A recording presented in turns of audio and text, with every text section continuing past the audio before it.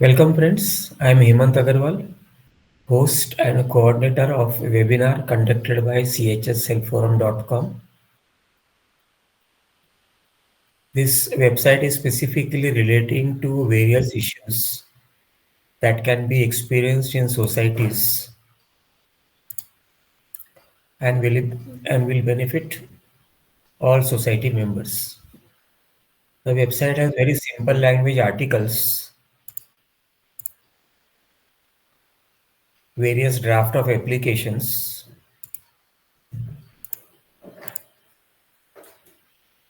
over 100 earlier webinar videos, and more is added from time to time.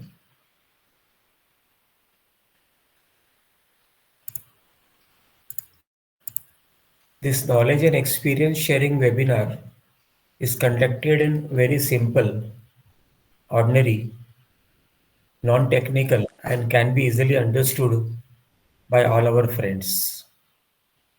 Today's topic is society mismanagement by MC and misappropriation of funds. Society के mismanagement में और misappropriation यानी accounts में गड़बड़ी करना, पैसे खाना, ये लोग हर रोज सुनते हैं and it is on A daily basis actually and registrar के ऑफिस में, कोऑपरेटिव कोर्ट्स में, कंज्यूमर कोर्ट्स में, क्रिमिनल कोर्ट्स में ये काफ़ी ऐसे केसेस ऑलरेडी दर्ज है और चले आ रहा है विच इज़ एविडेंट कि there is lot of corruption, lot of misappropriation of funds etcetera that is going on in various types of societies, भले वो हाउसिंग सोसाइटी हो या इंडस्ट्रियल सोसाइटी हो या प्रीमिसेस सोसाइटी हो या और कोई सोसाइटी हो. We have invited advocate Deepesh Gupta to put more light on such issues of mismanagement, कैसे कैसे होता है, किस तरह से मिसअप्रोप्रिएशन होता है, कौन से कोर्ट में जाने की संभावना है, and so many other things. So he will describe today his own experiences in all these things in his own society and जो भी उनके संपर्क में और कोई सोसाइटीज वगैरह होंगे वो. So now without delay I am inviting advocate Dipesh Gupta to take over and continue with his lecture. Thank you, everybody. Mr. Dipesh, please go ahead, Yes, sir. please. Thank you, sir. Yes.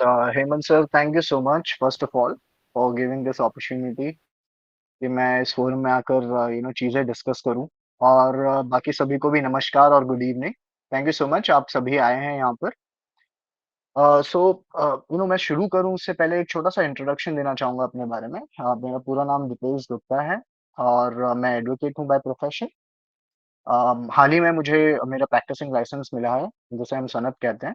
वैसे मैं finance background से हूँ और अब जो मैं आपसे चीज़ें डिस्कस करने जा रहा हूँ, वो बहुत ही क्लोज़ एक्सपीरियंस है मेरा. हालाँकि डेली बेसिस पर जैसे सर ने बताया कि ये सारी चीज़ें हम सुनते हैं, देखते हैं और चारों तरफ, बट ये मेरा बहुत क्लोज़ एक्सपीरियंस है जो मैं आपसे शेयर करने जा.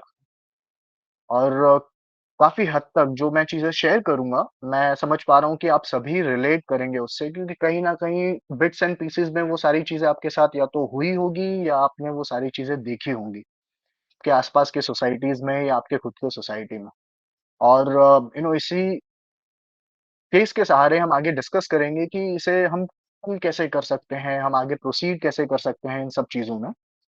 सो ये मैं जो शुरुआत करने जा रहा हूँ इस सोसाइटी में, बेसिकली ये सारी चीज़ें शुरुआत जो होती है, ये मैं समझ पा रहा हूँ, ये होती है जब बिल्डर हैंडओवर देने आता है एक्चुअल सोसाइटीज़ में. सो मेजॉरिटी केसेज़ जो हम देखते हैं सोसाइटीज़ में कॉन्फ्लिक्ट होता है, ये उसी समय पर शुरू हो जाता है. अब ये सारी चीज़ों में सबसे बड़ा कारण ये है कि जब एक बिल्डर एक एक कंप्लीट कर देता है सोसाइटी, या तो इंडिविजुअल बिल्डिंग हो या फिर एक एक बहुत बड़ा सोसाइटी हो. सो बहुत अच्छी तरीके से ये होना चाहिए कि अब उनका काम कंप्लीट हो गया है, वो सोसाइटी फ़ॉर्म करें, हैंडओवर दें लोगों को, ताकि लोग जो सोसाइटी के मेंबर्स हैं, वो उसे आसानी से चलाएँ। लेकिन सबसे बड़ा मुद्दा यहीं आ जाता है कि जब बिल्डर को यह सोसाइटी फ़ॉर्मेशन की बारी आती है और जब हैंडओवर देना होता है उन्हें, तो सारा कंसर्न यहीं आ जाता है क्योंकि उनके कहीं न कहीं कुछ न कुछ इंटरेस्ट रह जाते हैं सोसाइटी में। और यही केस में जो मैं आपसे शेयर करने जा रहा हूँ, इस केस में भी कुछ इस तरीके से ही चीज़ें हुई हैं। जहाँ पर एक सोसाइटी फ़ॉर्म होती है। सोसाइटी फ़ॉर्म होने के बाद में आप सभी को पता है कि बिल्डर एक प्रोविज़नल कमिटी बनाता है 1 साल के पीरियड के लिए। अब हम सभी को पता है कि मोस्टली सारे बिल्डर्स कोशिश यही करते हैं कि वो अपने मेंबर्स जो हैं या जो उनके क्लोज़्ड है किसी न किसी कारण, उनको वो उस कमिटी में रखें। अब यहाँ तक भी ठीक है कि उन्होंने 1 साल के लिए रख लिया ताकि ये नॉर्मली बिल्डर्स करते हैं क्योंकि उनको जो भी कम्युनिकेशन करना होता है सोसाइटी से या कुछ डॉक्यूमेंट्स हैंडओवर लेन-देन करना होता है, वो बड़े आसानी से हो जाए अगर उनके ही मेंबर्स होंगे मैनेजिंग कमिटी में, तो इस कारण वो करते हैं नॉर्मली। तो ठीक है, यहाँ तक भी कोई दिक्कत नहीं है कि ठीक है 1 साल चला लिया, कर लिया जो भी करना था। अब एक्चुअल बारी आती है जब उसके बाद का कार्यकाल सँभालना होता है बाकी मेंबर्स को। अब दिक्कत यहाँ आती है कि अगर वो 1 साल पूरा हो जाने पर भी या तो जो मेंबर्स उस समय पर मैनेजिंग कमिटी में आए हुए हैं, उनका कोई सेल्फ इंटरेस्ट बाकी रह जाता है या फिर बिल्डर का कोई सेल्फ इंटरेस्ट रह जाता है सोसाइटी में। तब होती है असली शुरुआत दिक्कत की बाकी सारे मेंबर्स के लिए।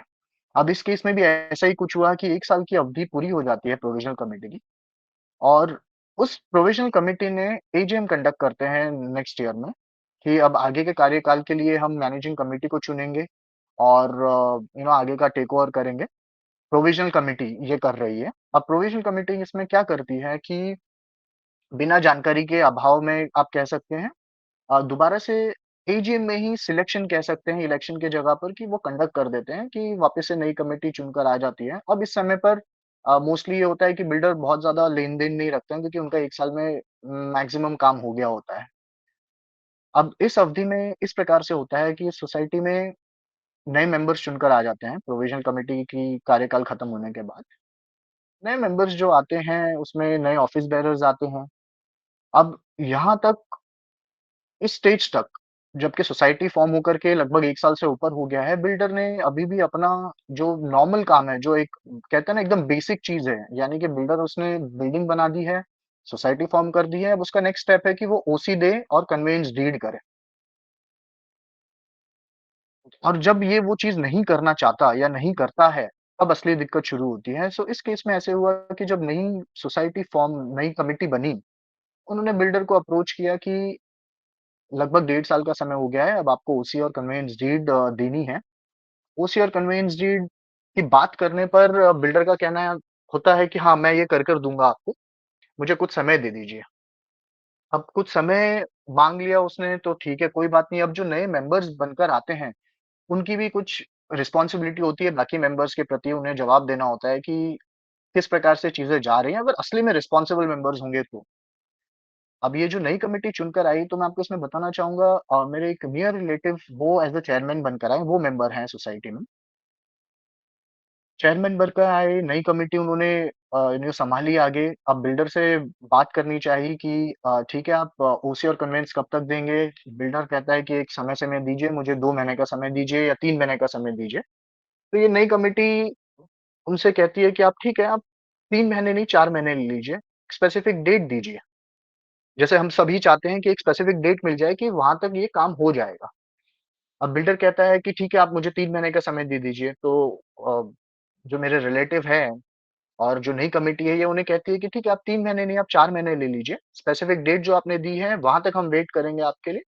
नहीं तो हमें फिर उसके आगे एक्शन शुरू करना होगा, लीगल हो या अदरवाइज़ हो, कि आप हमें ये सारी चीज़ें रिलीज़ करें। कन्वेयंस डीड बहुत बेसिक चीज़ है। अब ये होने पर बिल्डर थोड़ा-सा हमारे यहाँ पर थोड़ा फ़ियर में आ जाता है कि ये तो दिक्कत हो जाएगी मुझे। अब उसको रियलाइज़ होता है कि ये मैंने गलती कर दी है, कि मेरे मेंबर्स को कमिटी में से मैंने वापस से दोबारा से चुनाव में करने नहीं दिया। अब ये सारी चीज़ों में वो वापस से वो कॉन्टैक्ट करता है हमारे बिल्डिंग में कुछ मेंबर्स को जो कि उसके खास थे, जो प्रोविज़नल कमिटी में थे, ये बताते हुए कि इसका हमें कुछ तो सॉल्यूशन ढूँढना होगा। यानी कि वो खुद के लिए एक सॉल्यूशन चाह रहा था बेसिकली, और मेंबर्स भी कुछ सोसाइटी में ऐसे होते हैं जिनका कुछ ना कुछ सेल्फ इंटरेस्ट होता है, जो मैं आपको आगे बताऊँगा कि इस केस में क्या सेल्फ इंटरेस्ट था। सो मेंबर से कहा जाता है कि ये कमिटी को हमें किसी तरीके से तो डिसॉल्व करवाना है, और आप सभी मेंबर जो खास हैं हमें वही लाने हैं दोबारा से। पॉइंट ये ढूँढा जाता है कि जो प्रोविज़नल कमिटी के बाद उन्होंने नई कमिटी बनवाई थी, उसको उन्होंने एजीएम में इलेक्ट किया था। हालाँकि होना चाहिए था ये रजिस्ट्रार ऑफ़िस के थ्रू, एक रिटर्निंग ऑफ़िसर के थ्रू, कि इसे इलेक्शन करवाया जाए प्रॉपर ढंग से। बट सबसे बड़ी चीज़ यहीं से शुरू होती है कि गलती भी उन्होंने ही की है, कि इलेक्शन नहीं प्रॉपर करवाया। बाद में वो गलती को पॉइंट आउट करने भी वही आ रहे हैं, ये कहते हुए कि ये जो इलेक्शन हो गया या ये सिलेक्शन हो गया एजीएम में, ये गलत तरीके से हुआ है, इसे हमें रेक्टिफ़ाई करना होगा, ये इल्लीगल कमिटी है अभी, और इसे हमको चेंज कर इलेक्शन प्रॉपर तरीके से करवाना होगा। तो अब इसमें जो नई कमिटी थे और जो मेरे रिलेटिव थे, वो भी मान जाते हैं कि ठीक है, अगर कोई चीज़ गलत हुई है, हालाँकि गलत भी आपने ही नहीं किया हुआ है, आप उसको सही भी कर देते हैं, कोई बात नहीं, हम इसे प्रॉपर इलेक्शन कर लेते हैं। अब ये डिसाइड होता है एक एसडीएम में, बिल्डिंग में, सोसाइटी में, कि एसडीएम कंडक्ट की जाती है कि इस प्रकार से ये चीज़ हुई है और इसे हम सही करेंगे। और एक मेंबर चुने जाते हैं सोसाइटी में से सभी की तरफ से, कि इनको हम रिस्पॉन्सिबिलिटी देते हैं कि आगे जो भी कार्रवाई करनी है रजिस्ट्रार के पास जाकर के पेपर वर्क की इलेक्शन कंडक्ट करवाने के लिए, वो ये देखें, और जो भी सहायता होगी, जो उस समय पर सेक्रेटरी है या चेयरमैन है, वो इनकी हेल्प करेंगे सारे तरीके My से। husband hit me, so I hit him back. Now I am serving 28 years तो in prison. ये किया जाता है, और ये करने पर अब आगे की कार्रवाई शुरू होती है कि ठीक है, अब इलेक्शन करवाएँगे नए तरीके से, और जो मेंबर को रिस्पॉन्सिबिलिटी दी गई है, वो सारी चीज़ें प्रोसीड कर रहे हैं आगे। अब इलेक्शन का टाइम नज़दीक आ जाता है, उससे कुछ दिनों पहले ये पता चलता है सोसाइटी में कुछ मेंबर्स को कि जिस मेंबर को हमने रिस्पॉन्सिबिलिटी दी हुई है, वो भी बिल्डर से किसी कारणवश, सेल्फ इंटरेस्ट कारणवश उनके साथ भागीदार हैं, और उन्होंने रिटर्निंग ऑफिसर, रजिस्ट्रार ऑफिस में हमारे सोसाइटी की ऐसी लिस्ट वोटर की सबमिट कर दी है जिसमें डिफॉल्टर मेंबर्स भी हैं। अब मैं बताना चाहूँगा, डिफॉल्टर मेंबर्स जैसा आप सभी जानते हैं, जो जो मेंबर्स जिन्होंने 3 मंथ्स या अबाव पेमेंट नहीं कर रखा है सोसाइटी का मेंटेनेंस, उन्हें हम डिफॉल्टर कहते हैं, और उसके आगे की जो अवधि होती है, कार्रवाई होती है, वो करने के बाद ये कर दिया है। अब ये पता चलता है कि उनमें से एक वो खुद भी हैं, और उन्होंने नाम डिफॉल्टर्स का इसलिए डाला हुआ है ताकि वो वोट्स ले Yes, सकें I agree with अपने you. I मेंबर्स के agree लिए। with you, sir. अब ये सारी चीज़ें होती हैं तो ऑब्जेक्शन रेज़ किया जाता है। अब क्योंकि ऑब्जेक्शन रेज़ किया जाता है, ऑब्जेक्शन के तौर पर रजिस्टर ऑफिस में ही एक कंप्लेन पुट अक्रॉस की जाती है सभी मेंबर्स की तरफ से कि हमने जिन्हें रिस्पॉन्सिबिलिटी दी, उन्होंने इसमें थोड़ी-सी गलत चीज़ें कर दी हैं, उसे हमें होल्ड पर इलेक्शन प्रोसेस को थोड़ा पोस्टपोन करना होगा। लेकिन तब तक काफ़ी लेट हो चुका होता है, क्योंकि ना ही रजिस्टर ऑफिस से कोई रिस्पॉन्स मिलता है, और इलेक्शन का दिन आ जाता है, और इलेक्शन के दिन ये फिर सारा ऑब्जेक्शन बहुत सारे मेजर मेंबर्स के थ्रू उठाया जाता है रिटर्निंग ऑफिसर को कि ये गलत है। बट तब तक पता चलता है कि जो बिल्डर हैं उन्होंने इन्फ्लुएंस कर रखा है रिटर्निंग ऑफिसर को, और काफ़ी हद तक मेंबर्स ने, जिसे हम आसान भाषा में कहें तो मैनेज किया हुआ है। तो वो इतने सारे ऑब्जेक्शन के बाद भी कोई भी तरीके से रुकते नहीं है इलेक्शन में, कि ऑब्जेक्शन ले रहे हैं मेंबर्स तो मुझे कुछ करना चाहिए, नहीं, वो प्रोसीड करते हैं, उनका काम था सिर्फ इलेक्शन हम करवाएँ जैसे-तैसे, पेपर वर्क कंप्लीट करें, वो इलेक्शन कंप्लीट करवा कर के, पेपर वर्क दे कर के चले जाते हैं अपना काम पूरा कर कर के। अब ये सारी चीज़ें होने के बाद जब ऑब्जेक्शन उठाया गया है, क्योंकि उस मीटिंग में ऑलरेडी उस इलेक्शन में, इलेक्शन प्रोसेस कंप्लीट होने के बाद एक्स सेक्रेटरी, जो उस समय पर सेक्रेटरी थे, अब वो एक्स सेक्रेटरी हो गए। जो मेरे रिलेटिव थे, वो एक्स चेयरमैन हो गए, और बाकी कमिटी मेंबर अब चेंज हो गए हैं, क्योंकि इलेक्शन हो गया है कंप्लीट। तो ये एक्स सेक्रेटरी और बाकी सारे मेंबर्स मिलके रजिस्ट्रार के ऑफिस में कंप्लेन रजिस्टर करते हैं कि डिफॉल्टर मेंबर्स इलेक्ट हुए हैं, हमें इनको निकालना चाहिए, हम इन्हें कंटिन्यू नहीं करवा सकते। बट इलेक्शन, जैसे आप सभी जानते हैं रजिस्ट्रार ऑफिस में किस प्रकार का रिस्पॉन्स होता है। सो बहुत अच्छा रिस्पॉन्स नहीं रहा, बट जैसे-तैसे यहाँ तक बात पहुँच गई कि उन्होंने एक नोटिस निकाला, हियरिंग के लिए शुरुआत की। अब इस बीच में ये जो नई Sir, कमिटी के मेंबर्स sir, please, आ गए हैं। please speak English. Please speak English. Okay, I will try. So इस मेंबर्स आ गए हैं काफ़ी चुन करके, तो इन्होंने फिर जो एक्स सेक्रेटरी थे उन्होंने कंप्लेंट दर्ज करवाई है रजिस्ट्रार के यहाँ पर। रजिस्ट्रार ने हियरिंग की है कंप्लीट। अब जो नई कमिटी के मेंबर्स हैं और जो ऑफिस बेरर्स हैं, जो कि काफ़ी हद तक इन्फ्लुएंस्ड बिल्डर्स हैं, उन्होंने कोशिश की मेरे रिलेटिव को इन्फ्लुएंस करने की कि आप अब कमिटी में, क्योंकि वो भी एक कमिटी में, नई Bro, कमिटी में sir, भी चुनकर आ गए थे।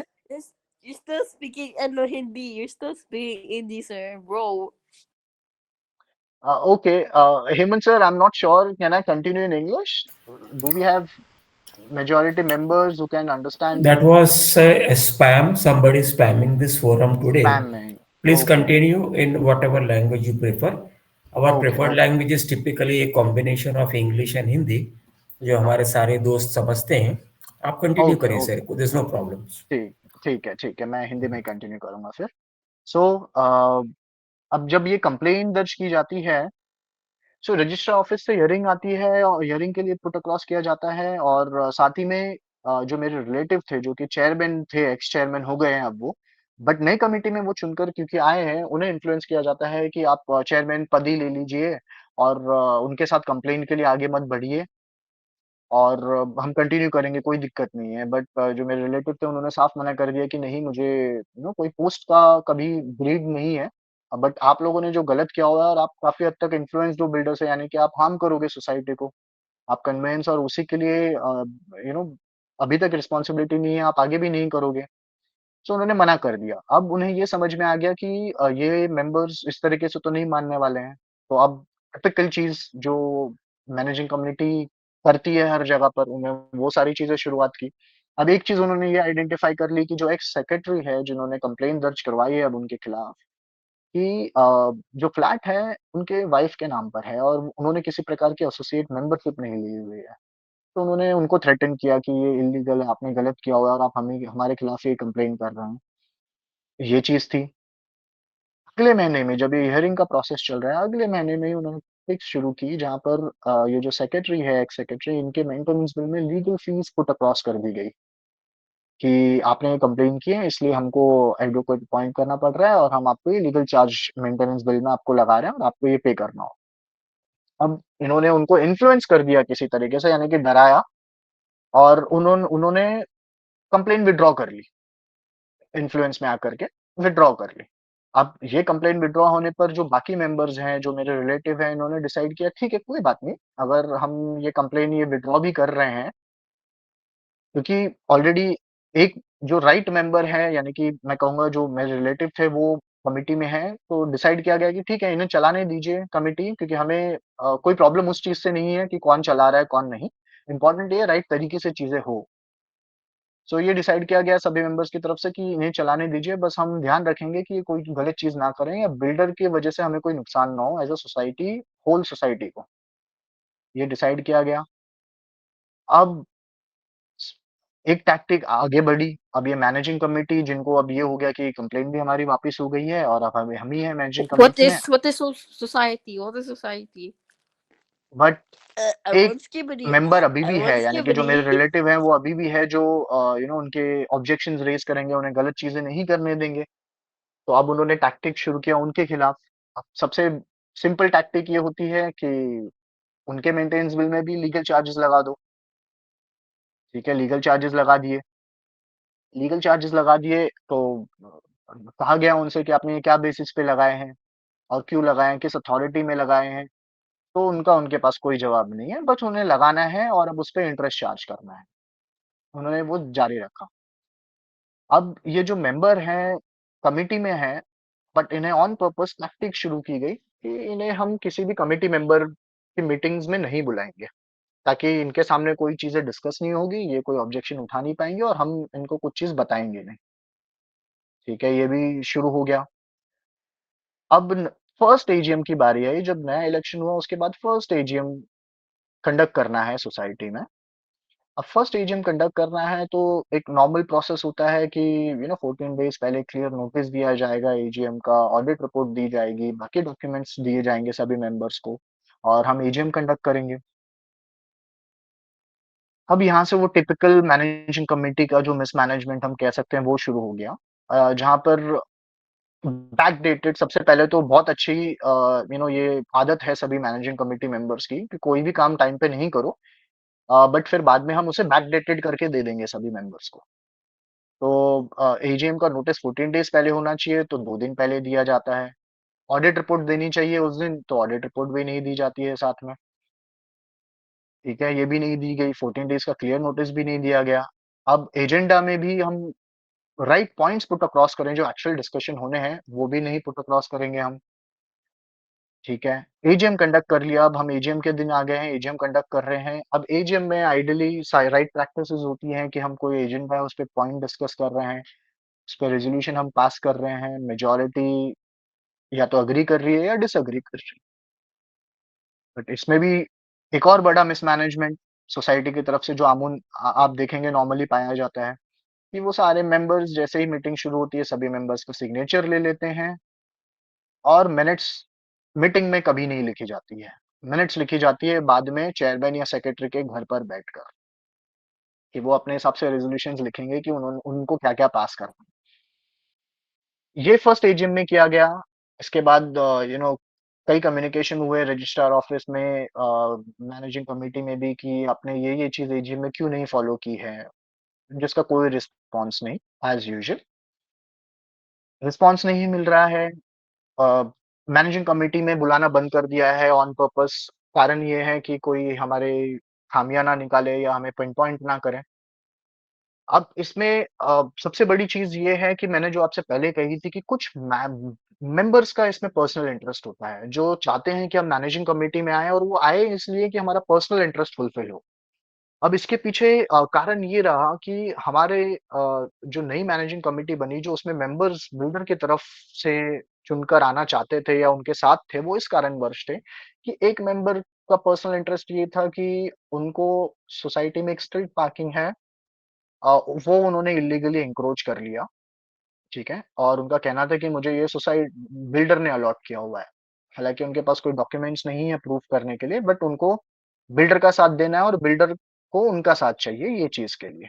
एक दूसरे मेंबर हैं जिन्होंने शॉप लिया हुआ है।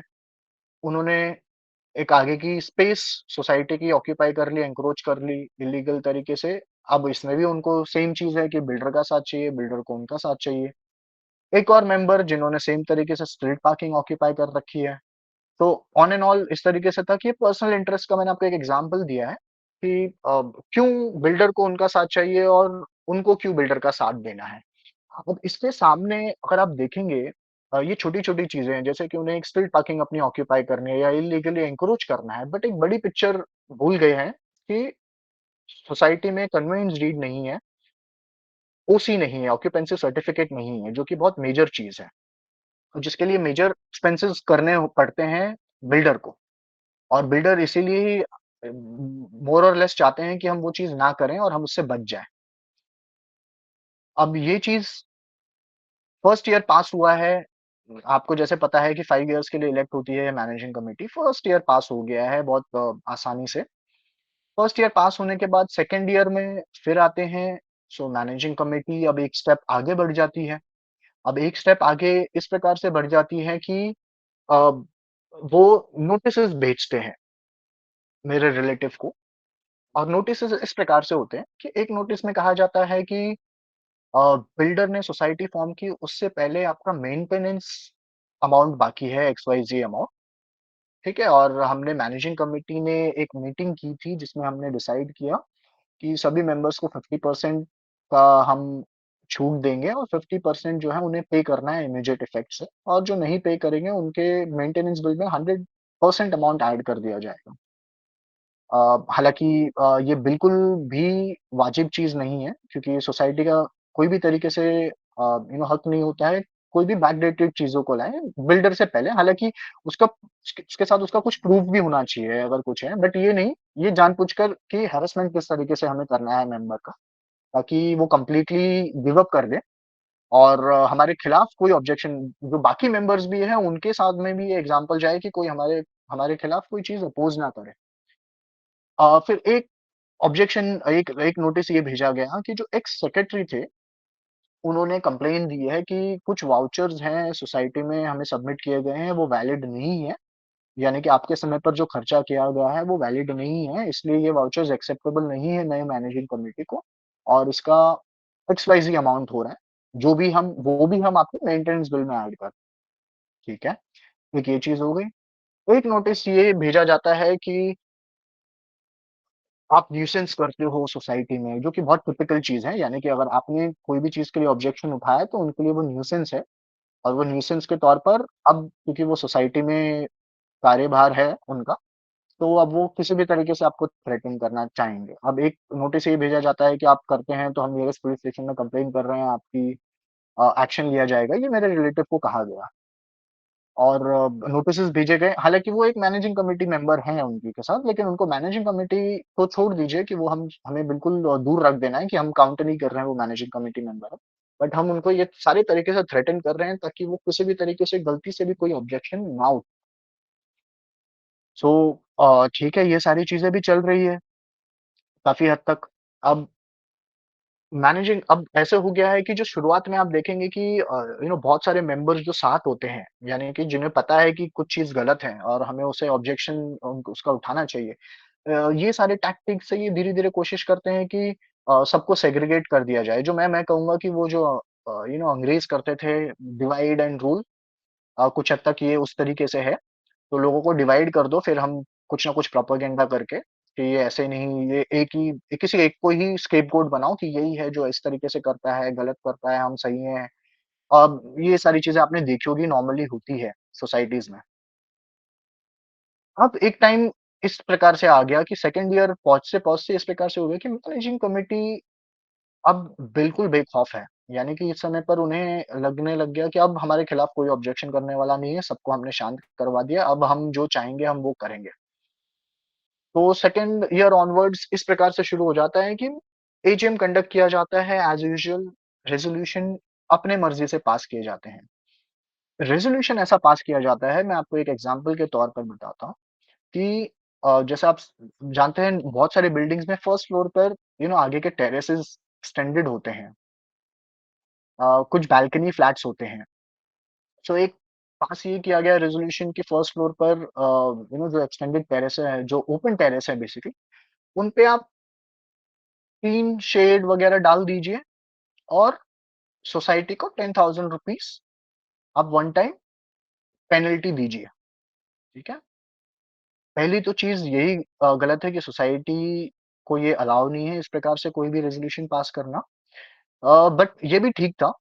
ये रेज़ोल्यूशन में एक चीज़ आगे और ऐड की कर दी जाती है कि उस समय पर जो सेक्रेटरी पर हैं, उन्होंने अपने ही फ़ायदे के लिए ये चीज़ डाल दी कि सबको जो टिन शेड फर्स्ट फ्लोर पे बढ़ा रहे हैं या डालेंगे, उनको 10,000 भरना है। उनका खुद का फ्लैट भी फर्स्ट फ्लोर पे है।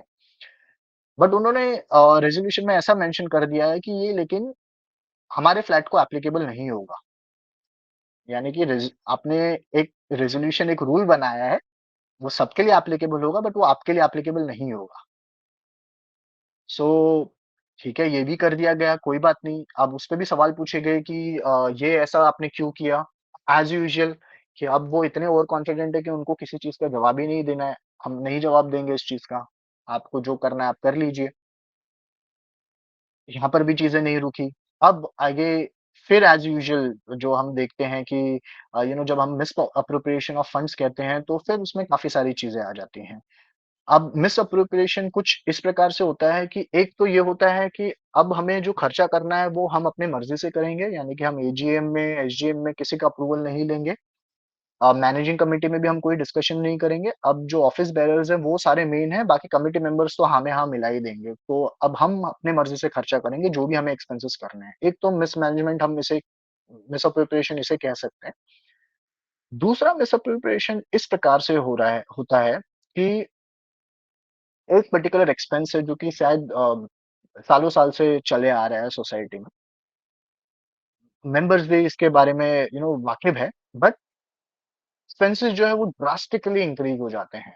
ठीक है, जैसे एक एग्जांपल के तौर पर रिपेयर्स एंड मेंटेनेंस एक बहुत ही अच्छा हेड है, जिसके अंडर हाँ, जो मर्जी सोसाइटी जो है वो अमाउंट वहां पर ऐड कर सकती है, जो उनको मन करे वो। अब वो ड्रास्टिकली साल दर साल इंक्रीज हो जाते हैं, यानी कि एक जब मैनेजिंग कमेटी ने कार्यभार संभाला उस समय पर अगर एग्जांपल मैं आपको दूं कि 50,000 का अमाउंट खर्चा होता था, तो सेकंड थर्ड ईयर आते आते वो ट्रिपल हो जाता है या मे बी 4 गुना बढ़ जाता है। फिर हमने एक बहुत अच्छा हेड रखा हुआ है फेस्टिवल एक्सपेंसेस के नाम पर। सोसाइटी में अगर आपके टेम्पल हो, उसके एक्सपेंसेस के नाम पर कि हमें पंडित जी रखना है, हमें फूल वगैरह पर खर्चा करना है, ऐसी बहुत सारी चीजें आ जाती हैं और ये सारे खर्चे जो है ड्रास्टिकली 3 फोल्ड 4 टाइम्स इंक्रीज हो जाते हैं। अब 2 चीज़ें हैं कि आप या तो इसके बारे में सवाल करेंगे तो ऐसा प्रोपेगेंडा किया जाएगा कि देखिए ये तो भगवान के लिए भी सवाल कर रहे हैं, और अगर आप सवाल नहीं करते हैं तो बहुत आसान है उनके लिए कि ठीक है, अब नेक्स्ट टाइम किसी ने सवाल नहीं किया तो इस टाइम 4 टाइम्स था, नेक्स्ट टाइम हम उसे 5 टाइम्स कर देंगे, कोई प्रॉब्लम नहीं है। कौन पूछ रहा है हमें? कोई नहीं पूछने वाला है। चलिए ठीक है, ये भी हो गया। अब रूल्स हमने फ्रेम करने शुरू कर दिए। अब रूल्स इस प्रकार से हो रहे हैं कि रूल्स एक तो इल्लीगल रूल्स हम रेजोल्यूशन में पुट अक्रॉस कर रहे हैं। जैसे मैंने आपको एक बताया कि 3 शेड हमको डालना है, तो ठीक है। अब दूसरा रूल हमने ये बना दिया है कि सोसाइटी में जो स्ट्रीट पार्किंग ऑक्यूपाई इल्लीगली कर रखी है ऑफिस बेयरर्स ने, उनके ऊपर पार्किंग चार्जेस ही एप्लीकेबल नहीं होंगे, क्योंकि उनके स्ट्रीट पार्किंग उन्होंने बिल्डर से ली हुई है। अब वो परचेज़ की है या कैसे ली है उसका कोई हमें जवाब नहीं देना है, बट हमने वो ऑक्यूपाई कर लिया है तो उसके चार्जेज़ हमें नहीं पे करना है। चार्जेज़ नहीं पे कर रहे हैं, ठीक है। चलो ये भी एक चीज़ साइड में रख देते हैं हम। आ जाता है मेजर एक्सपेंसेस के लिए। अब हम जब मेजर एक्सपेंसेस कहते हैं तो सोसाइटी में कई बारी बहुत बड़े-बड़े खर्चे आते हैं कि पेंटिंग करना है, वाटरप्रूफिंग क्रैक्स भरने हैं, कभी सोसाइटी थोड़ी-सी आपकी जैसे पुराने होने लगती है 5 इयर्स एंड अबव। या फिर एक मैं कहूँगा एक एक आ गया खर्चा कि पानी की किल्लत हो रही है आपके सोसाइटी में किसी कारणवश कोई दिक्कत हो रही है, ठीक है? तो हम उसका प्रावधान करने के लिए कोई ना कोई एक्सपेंस करने की कोशिश करते हैं। अब ये जब सारे एक्सपेंस करने की कोशिश होती है, इसमें एक चीज़ तो ये होती है कि राइट अप्रूवल लेना आवश्यक है, बड़ा एक्सपेंस है तो एसडीएम, एजीएम का। और दूसरी चीज़ है इसे राइट तरीके से करना इम्पोर्टेंट है।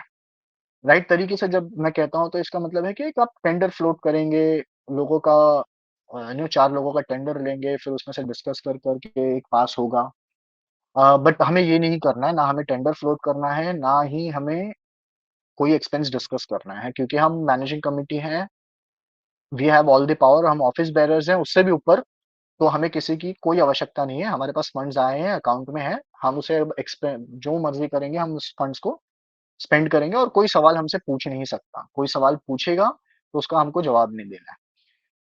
अब ये भी ठीक था। अब ये प्रक्रिया चलती आ रही है सालों से कि 5 साल का हमारा कार्यभार है, तो 3 साल, 4 साल होने आए हैं, तो अब हम एकदम रिलैक्स हो गए, मैनेजिंग कमिटी एकदम रिलैक्स होकर के काम करती है इस समय पर कि अ उन्हें किसको देना है और हमारे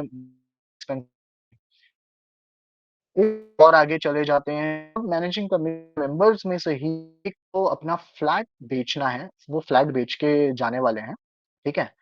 अब फ्लैट बेचना है उन्हें तो अब आइडियल सिचुएशन ये होनी चाहिए कि जो सभी को इम्प्लीमेंट होती है ट्रांसफर फीस कहते हैं हम जिसे, ट्रांसफर फीस लेनी है, जो नॉर्मली 25,000 होती है एप्लीकेबल जो कि रेज़ोल्यूशन में पास है।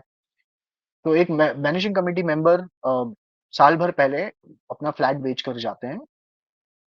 उनसे बाकी सभी से ट्रांसफर फीस ली गई है, बट उनसे ट्रांसफर फीस ही नहीं ली गई है, कि ये तो मैनेजिंग कमिटी के मेंबर ही थे, सोसाइटी के पता नहीं किस प्रकार से क्या चीज़ को काउंट किया गया, बट हम ट्रांसफर फीस नहीं लेंगे उनसे। ट्रांसफर फीस को ही इग्नोर कर दिया गया, ट्रांसफर फीस ही नहीं ली गई है।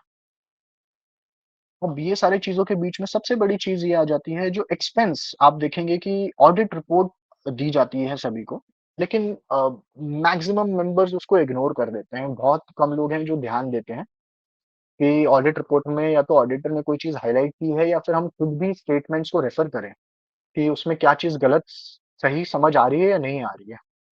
तो इतनी ज़्यादा मैनेजिंग कमिटी की हिम्मत यहाँ तक बढ़ जाती है कि क्योंकि अब उन्हें पता है कि कोई भी हमारा ऑब्जेक्शन करने वाला नहीं है, कोई हमें सवाल नहीं करने वाला है।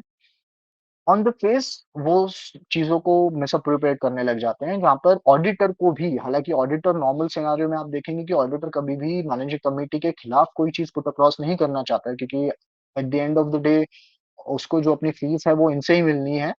बट ऑडिटर भी मजबूर हो जाता है कि एक एक्सपेंस किया जाता है बड़ा,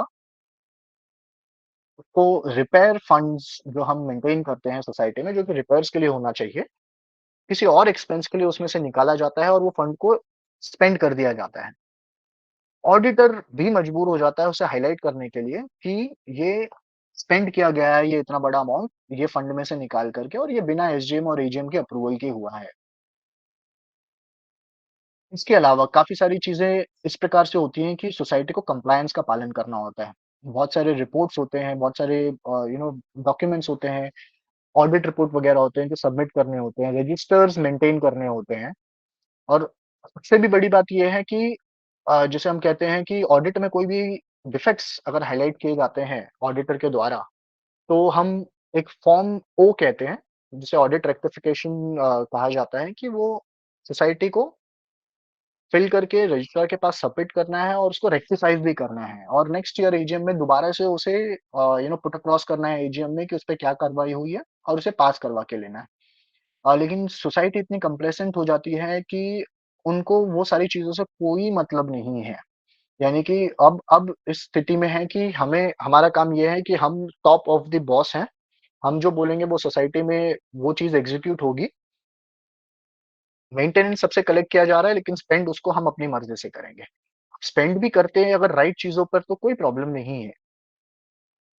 दिक्कत आ जाती है जब वो ये समझने लग जाते हैं, या तो मैं उसमें अपने पर्सनल एक्सपेंसेस भी निकाल लूँ, हमने तो इधर भी निकाला, और होते हैं जिस जो एक नज़रिया बना लेते हैं। तो करप्शन एक प्रकार से हो जाता है, एक ये लेवल तक चला जाता है कि उनका मानसिकता ये हो जाती है कि हम महीने दर महीने एक एक्स अमाउंट तो निकालें सोसाइटी के अकाउंट में से। ये एक्सपेंस, वो एक्सपेंस दिखाएँ और एक एक्स अमाउंट हम निकाल लें। चलती है ये प्रक्रिया, चलती जाती है। अब ये सारी चीज़ों में मैं कहूँगा कि कहीं न कहीं बहुत बड़ी दिक्कत इसलिए भी आ जाती है कि अगर कोई एक मेंबर जो कि जागरूक है, वो ऑडिट रिपोर्ट देख भी रहा है, या फिर वो बैलेंस शीट को समझ भी रहा है, अगर वो हाइलाइट भी करना चाह रहा है, तो ये लेवल पे बात आ जाती है जहाँ पर कोई और मेंबर अब इन्वॉल्व नहीं होना चाहता है। यानी कि किसी को सवाल नहीं पूछना है कमिटी को, कमिटी मेंबर्स को, और इसी चीज़ का वो बहुत अच्छे से फ़ायदा उठाते हैं कि कोई हमसे सवाल तो पूछ नहीं रहा है, तो हमें किसी चीज़ की जवाब देने की आवश्यकता है नहीं। 1 या 2 मेंबर जो बहुत हद तक जागरूक होंगे और जो सवाल उठाने की कोशिश भी करेंगे, उन्हें ये सारे टैक्टिक से दबा दिया जाता है कि साल दर साल मेंटेनेंस बिल में सिर्फ़ यही नहीं रुकी जाती है चीज़ें, मैं आपको ये भी ऐड करना चाहूँगा इसमें। जो मेरे रिलेटिव थे, वो इतने सालों में उन्होंने मेंटेनेंस वो टाइमली भरते रहे हैं, लेकिन मैनेजिंग कमिटी ने हैरेस करने के मोटिव से ना ही सिर्फ़ कई तरीके के लीगल चार्जेज़ लगा कर उस पर इंटरेस्ट चार्ज करना शुरू रखा, उन्होंने जो अमाउंट पे किया गया, उसे भी क्रेडिट नहीं किया उनके अकाउंट में। यानी कि वो भी आउटस्टैंडिंग दिखाते रहे वो, जबकि बहुत टाइमली पेमेंट होने के बाद भी उनसे डिटेल शेयर की गई, लेकिन वो नहीं दिखाया गया। यानी कि ऐसा है कि मैनेजिंग कमिटी ने ये दिखाने की कोशिश की कि ये डिफ़ॉल्टर है। अब डिफ़ॉल्टर है तो वो कई चीज़ों में उनको वो चीज़ से पोर्ट्रे करना है कि एक तो बाकी मेंबर्स के प्रति कि ये डिफ़ॉल्टर है, देखिए ये पेमेंट ही नहीं कर रहे हैं। अगर वो कोई चीज़ का ऑब्जेक्शन करते हैं या कोई क्वेश्चन रेज़ करते हैं, तो उनको ये दिखाना है कि देखिए हम लीगल एक्शन की बात कर रहे हैं, ये डिफ़ॉल्टर है, इसलिए हम ये सारी चीज़ें कर रहे हैं। अब जब एक्शन की बात आ जाती है, तो इस प्रकार से उन्हें ये पता है कि एक्शन के लिए जो मेंबर है, उनको अथॉरिटीज़ को अप्रोच करना है, और वो बहुत बहुत आसानी से ये बात जानते हैं कि अथॉरिटीज़ जो होते हैं, बहुत ईज़ी नहीं है कि कोई पहुँचेगा और हमारे खिलाफ एक्शन लेगा, और लेगा तो हम उस समय पर देखेंगे। यानी कि इतने कंप्लायंसेंट होते हैं कि उनका क्लियरली कहना होता है कि ठीक है, आप आपको जो करना है आप कीजिए। अब उसी के बेसिस पर ये दिखाते हुए कि आप डिफ़ॉल्टर हो, तो फेयर सर्टिफ़िकेट इश्यू नहीं किया जाता है। क्यों नहीं किया जा रहा है जब पूछा जाता है, तो मैनेजिंग कमिटी कहती है आपका अमाउंट बाकी है, डिफ़ॉल्टर हो इसलिए। मेंबर आपसे उनसे कह रहा है कि ठीक है, अगर मैं डिफ़ॉल्टर हूँ, मेरा बाकी है, तो आप मुझे अकाउंट्स बता दीजिए, मेरा कितना अमाउंट रह रहा है और किस प्रकार से आपने ये अमाउंट बनाया हुआ है, मैं पेमेंट कर देता हूँ। हम वो भी नहीं करेंगे, हमको वो करना ही नहीं है, क्योंकि हमको आपको डिफ़ॉल्टर ही बताकर रखना है, ऑन पर्पस। हर जो एवरी ईयर की फिर ऑडिट रिपोर्ट आएगी, उसमें हमें ये दिखाना है कि आप डिफ़ॉल्टर हो। सभी मेंबर्स को पुट अक्रॉस करना है ये पॉइंट, इसलिए बनाकर रखा जाता है। अब ये सारी चीज़ें जब चलती होती है, अब इसमें ये चीज़ आ जाती है कि फिर मेंबर क्या करे? अब मेंबर के पास क्या रास्ता बचता है? या तो वो सबसे बहुत अच्छी बात तो ये होगी कि एमिकेबली चीज़ें सॉल्व हो जाए, तो बहुत ही अच्छी बात है। बट मैनेजिंग कमिटी ये कभी नहीं चाहती। यानी कि वो ये नहीं चाहती कि आपकी आपके इश्यूज़ रिज़ॉल्व हो, ताकि अगर आपके इश्यूज़ रिज़ॉल्व होंगे, आप अगर फ्री होंगे, तो आप उनके खिलाफ कोई चीज़ ऑब्जेक्शन ना लें या कोई कंप्लेंट ना रेज़ करें। सो उनके पास ये वो हमेशा चाहते हैं कि वो आपको किसी न किसी चीज़ में इन्वॉल्व करके रखें, ताकि आप फ्रीली कोई चीज़ कर ना सको। अब ये सारी चीज़ें चलते हुए काफ़ी हद तक ऐसा हो जाता है कि जो एट द एंड क्या होगा, 1 मेंबर या 2 मेंबर होगा, तो आप सोचेंगे कि ठीक है, उनका ये मानना है कि आज नहीं तो कल थक ही जाएगा, कहाँ तक जाएगा? Dipesh sir, हाँ, हाँ हेमंत जी बताइए। we have got another 5 minutes, 7 minutes. Okay, After that, okay we sir. have to start the question answer session. Alright sir. Please sure, proceed, sir. Alright, sure, sure. And इसमें मैं एक और चीज़ highlight करना चाहूँगा कि एक तरीका ये भी होता है उनको अकाउंट्स में ये सारी जो चीज़ें गड़बड़ वो करते हैं, उसे हाइड करने का, कि एक ही ऑडिटर को वो अपॉइंटेड रखते हैं। अगर आप देखेंगे बाय रूल लॉ ये कहता है कि आप एक ही ऑडिटर को कंसेक्यूटिव 3 साल से ऊपर नहीं रख सकते।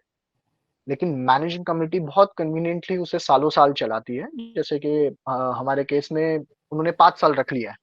5 साल एक ही ऑडिटर को रखा हुआ है कि सेम ऑडिटर ऑडिट कर रहा है और फंडा बिल्कुल क्लियर है। जो डिटेल्स वो देंगे ऑडिटर को, ऑडिटर उस हिसाब से पुट अक्रॉस कर देगा।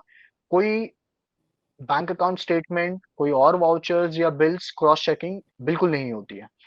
अब ऑडिटर की एक मजबूरी, जैसे मैंने आपको बताया कि रिसेंट केस में हुई कि एक बड़ा एक्सपेंस मैनेजिंग कमिटी ने कर दिया, तो उन्हें ये तो ज़रूरत पड़ गई कि ये हाइलाइट करे पॉइंट कि ये बिना एसजीएम, एजीएम अप्रूवल के हो गया है।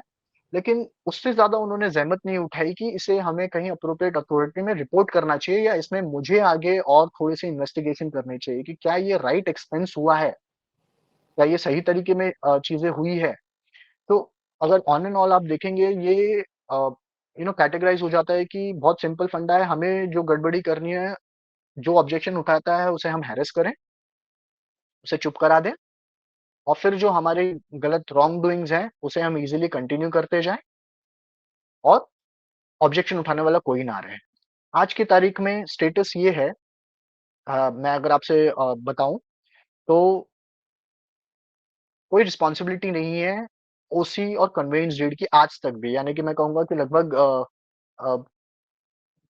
5 साल एक कमिटी को एक कार्यकाल होता है, वो हो गए हैं पूरे, उससे ऊपर समय आ गया है।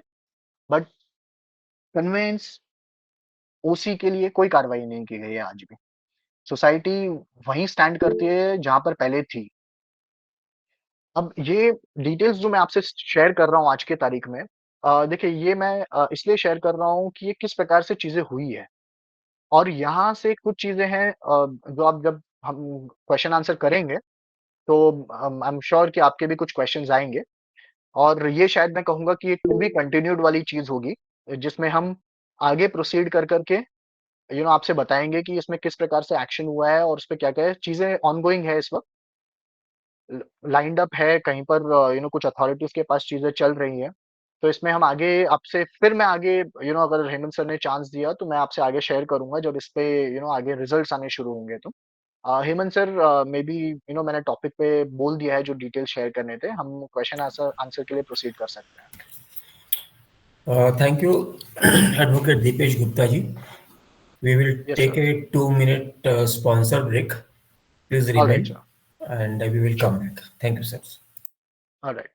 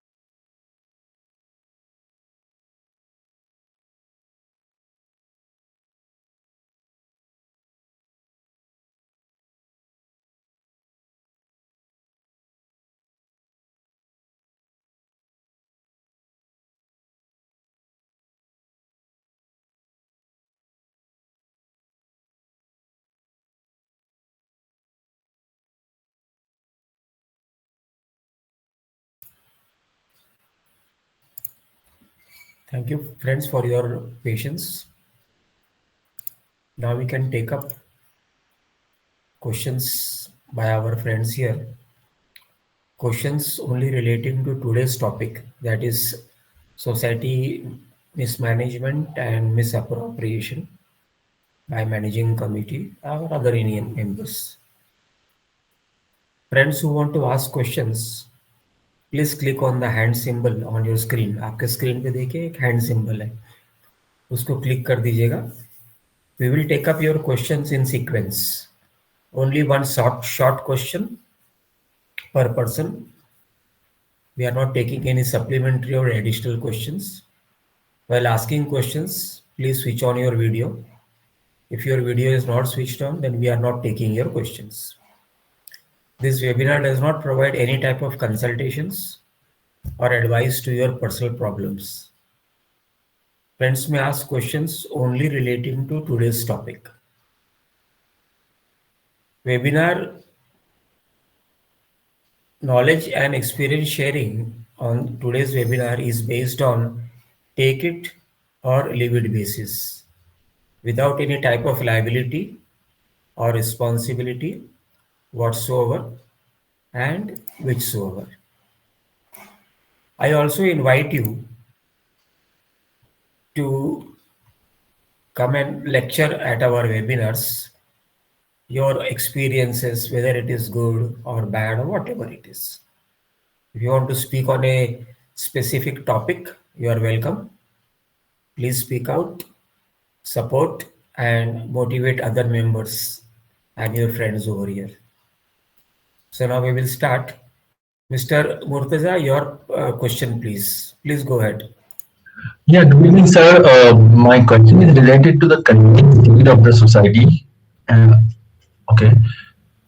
So, what has happened is that our deed conveyance application has been rejected by the registrar. Sir, your voice is booming. Please adjust your microphone. Your voice is booming very heavily. Either a bit, थोड़ा सा दूर रह के बोलिए. Okay. हाँ. या तो अगर डबल स्पीकर लगा रखा है तो एक बंद कर दीजिए. No, it is on my laptop. Is it better if I'm speaking from away?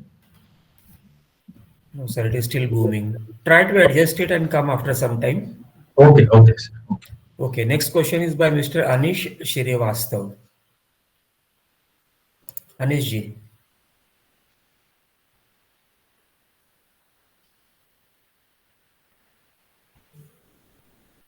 Okay, our next question is by Mr. Sandhu Kuldeep. Mr. Sandhu Kuldeep Singh. जी thank you very much Hemant ji. Welcome, sir. Dipesh ji, मैं एक basically is not really a question, but I want to make one point which is Yes, sir. which could be considered. जैसे कि हम हर साल जब audit होता है सोसाइटी में, तो ऑडिट बैलेंस शीट जो है along with other documents जो listed हैं MTM में, वो हम जॉइंट रजिस्ट्रार या डीडीआर को हम फॉरवर्ड करने होते हैं हमको. बिल्कुल बिल्कुल. ओके नाउ जैसे आपने बोला कि भी balance sheet and this thing, sorry मैं लेट भी ज्वाइन किया सो मैंने पूरा आपका सुना नहीं है, उसके लिए मैं खेद प्रकट करता हूँ. But anyway the issue is के वो जो हम डॉक्यूमेंट भेजते हैं, सोसाइटी डॉक्यूमेंट भेजती है जॉइंट रजिस्ट्रार के पास, जॉइंट रजिस्ट्रार के पास या डीडीआर के पास कते ही टाइम नहीं उनको खोल के देखने के लिए। बिल्कुल बिल्कुल। तो अभी क्या होता है, इसमें प्रॉब्लम क्रिएट क्या होती है? वो प्रॉब्लम ये क्रिएट होती है, कभी भी कोई मेंबर इशू अगर उठाता है मैनेजिंग कमेटी के साथ रिगार्डिंग बैलेंस शीट, एक तो आपने एजीएम में किया जिसमें उस जो सवाल जवाब हुआ एजीएम में वो खत्म हो गया, बिल्कुल। लेकिन उस क्योंकि उन्होंने वो बैलेंस शीट फॉरवर्ड की हुई है डीडीआर को, वो इसका एक शेल्टर लेते हैं, मैनेजिंग कमेटी शेल्टर लेती है और मेंबर को जवाब देती है कि देखो भाई जो आपकी ऑब्जर्वेशन है, हमने तो बैलेंस शीट अप्रूव हो गई थी, it was adopted and thereafter the balance sheet has gone to the joint registrar और DDR, right and DDR has not come back on that. Come back on that. Right. बिल्कुल बिल्कुल। This is a kind of the shield under which they try to hide. कि भाई joint registrar ने तो इसका कोई हमको ऑब्जर्वेशन नहीं बोला है। राइट। और मैंने देखा है कि जॉइंट रजिस्ट्रार का दफ्तर जो है वो तो कंप्लेंट फाइल्स के साथ ही भरा रहा है, इनको तो कोई देखता भी नहीं है कि भाई कुछ ऐसे डॉक्यूमेंट आए हैं सोसाइटी से। बिल्कुल तो मेरा एक छोटा सा सजेशन है आपको, हेमंत सर को, since Hemant sir is so active in this forum, इसका कुछ ना कुछ तो हमको, अगर हमको ये डॉक्यूमेंट बैलेंस शीट, एक बैलेंस शीट ही लेके चलते हैं, अगर बैलेंस शीट की रिक्वायरमेंट है भेजने की डीडीआर को, देन या तो डीडीआर उसकी कम से कम थोड़ी बहुत ही स्क्रूटनी करे, नहीं तो फिर बंद ही कर दे। मतलब why should the managing committee be allowed to take shelter कि भाई हमने तो बैलेंस शीट भेजी हुई है लेकिन डीडीआर से तो कुछ ऑब्जर्वेशन नहीं आई है, आप काम का शॉट डाल रहे हो। What's your view? बिल्कुल, आपका क्या व्यू है? No, you're absolutely correct, sir. I agree with that. And just to add, so it's not just about that they send and it's not noticed by the joint registrar or the deputy registrar. In many cases, they don't even send the documents. If you see on the balance sheet or the letter, they will mention that it's copied to joint registrar and so, but they never send the actual copies out there because they also know for the fact that there's no one looking out there to see or to check whether we have received the copy of these documents from so society.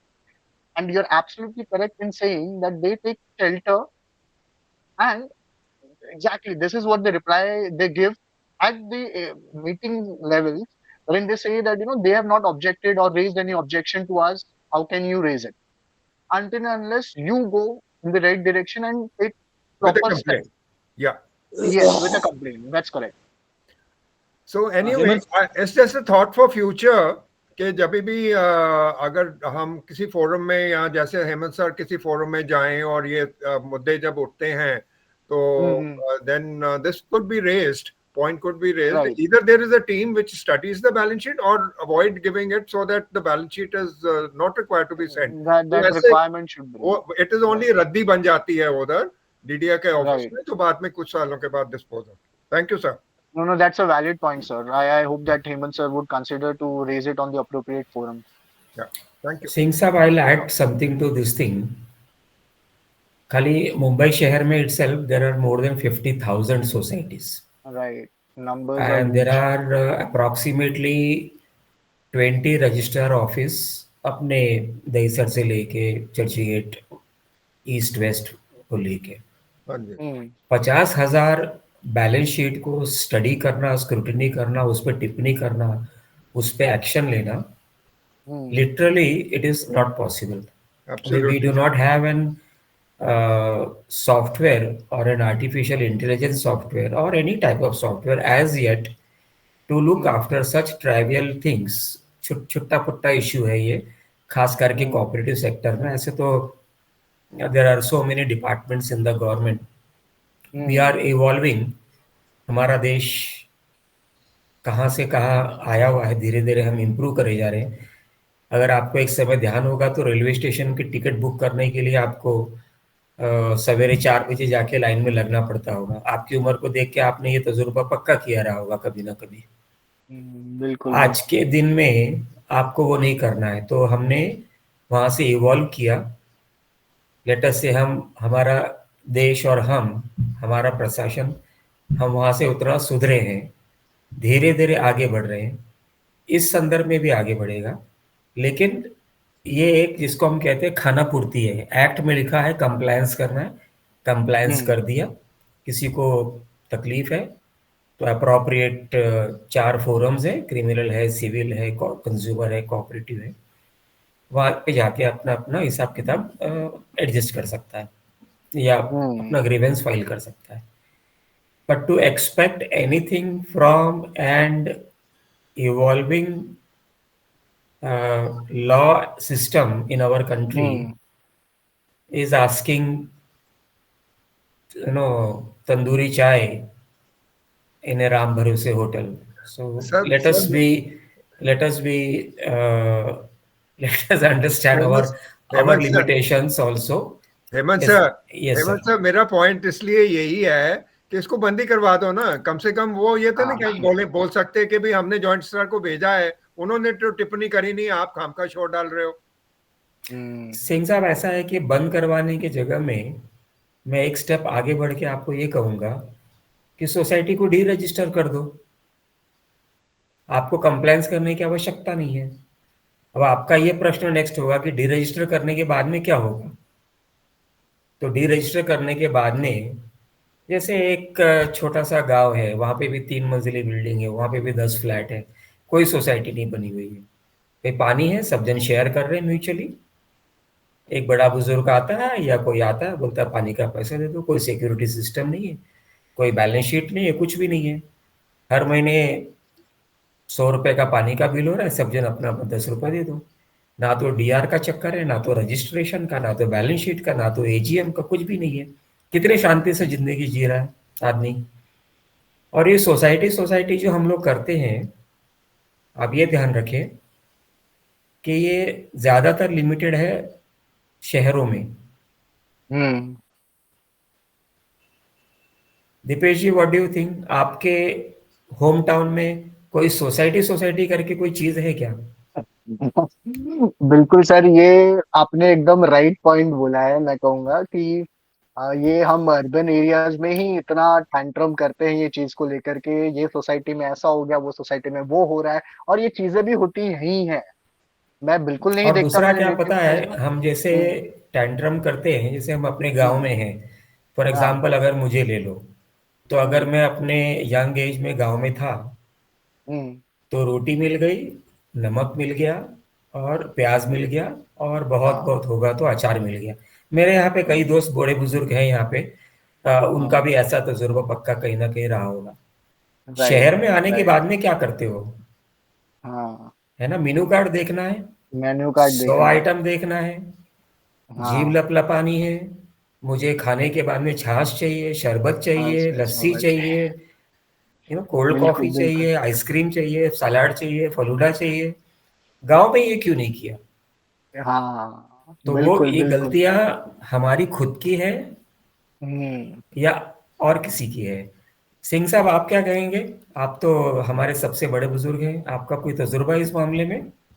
नहीं sir, जो आपने बोला वो बिल्कुल सही बोला है, लेकिन सवाल तो ये है कि हम कहते हैं कि महाराष्ट्र एक पहला ऐसा राज्य था जिसने कि ये लीड ली थी, और महाराष्ट्र कोऑपरेटिव एक्ट जो था वो इजाद किया था 960 में। अभी अभी Maharashtra was the Pioneer state in in cooperative system of अच्छा society. Sir, let me interrupt you. Please answer in yes or no if possible.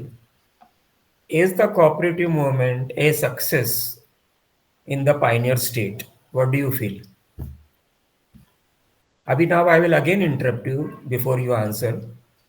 If you go to authorities offices, courts, कचेरी, डीआर के office में, registrar के office में, अभी आपने कहा कि डीआर के ऑफिस में जाते हो तो ऐसा कचरे की तरह बंडल पड़ा हुआ है ना, आप देख रहे हो, और आपको यही पता है कि वो बंडल जादू से नहीं पैदा हुए हैं, वो आप ही के डिस्प्यूट से, आप ही के चिट्ठी पत्री से भरे पड़े हुए हैं। तो अगर वो भरे पड़े हैं तो डिस्प्यूट कौन क्रिएट कर रहा है? अब आप जवाब दीजिए कि कोऑपरेटिव मूवमेंट महाराष्ट्र में पायनियर जो है स्टेट कोऑपरेटिव मूवमेंट का, क्या हम बोल सकते हैं कि सक्सेसफुल है या नहीं है? सर मेरा व्यू इसके ऊपर ये है, इट इज पार्टली सक्सेसफुल। और उसमें मैं अगर बोलूं कि क्यों पार्टली सक्सेसफुल, यही है कि कम से कम एक कुछ नियम बना के तो रखे हुए हैं, और कुछ सोसाइटीज जो हैं, जो अच्छी कमिटीज हैं नॉलेज, उनका पालन भी करते हैं और सोसाइटी अच्छी तरह से भी चलाते हैं। लेकिन प्रॉब्लम क्रिएट होती है जब पालन नहीं होता है, सोसाइटी का मन साफ नहीं होता है कमेटी का, वो मतलब के बुरे भले कामों में लग जाते हैं, तो उसमें जो है वो प्रॉब्लम क्रिएट होती है। And that is the reason why we go to DDR's office और JTR's ऑफिस। सो मेरा ये मानना है कि it's a good concept, only thing is हमको इसमें इम्प्लीमेंटेशन जो है वो हमको एक जैसे मैं आई वुड से कि अभी रिसेंटली लास्ट ईयर जो honourable high court of Bombay ने एक आदेश पास किया है, ऑर्डर पास किया है कि भाई आप डॉक्यूमेंट नहीं दोगे तो हम सोसाइटी को बर्खास्त कर देंगे। अभी तो रजिस्ट्रार जो है वो इतनी हिम्मत नहीं करता है एंड ऑल दैट। बहुत सारे रजिस्ट्रार, कुछ रजिस्ट्रार हैं जो अच्छी तरह से डंडा चलाते हैं। तो मेरे कहने का मतलब है कि ये डर जरूर होना चाहिए कि भाई हम ऐसे अगर नहीं करेंगे तो हम we could be dismissed, or bad name could come to the society. तो this is important। इसलिए हमको जो सुधार करने हैं अभी, ये मैंने जो पॉइंट उठाया था वो एक पॉइंट सुधार के लिए है कि भी अगर उसको हम सुपरफ्लुअस समझते हैं, हमने एक लॉ बना दिया कि भाई जो आपकी AGM होगी उसके भी आपको मिनट्स भेजने पड़ेंगे। अभी मेरे केस में आपको मैंने इस फोरम के ऊपर बताया भी था, मेरे केस में लीगल चार्जेस मेरे ऊपर अप्रूव कर दिए। Point was not an agenda, ना वोटिंग हुआ ना उसका कुछ, क्योंकि मैंने कमेटी के मेंबर्स को घसीटा था कोर्ट में फॉर मानहानि के लिए, तो उन्होंने ये अप्रूव करवा लिया कि ये जो है ये चार्जेस जो हमको लग रहे हैं वो लिटिगेंट से लेने चाहिए, एप्लीकेंट से लेने चाहिए। अभी वो those are the minutes which have gone to the joint registrar, and joint registrar has got no time to look into all this.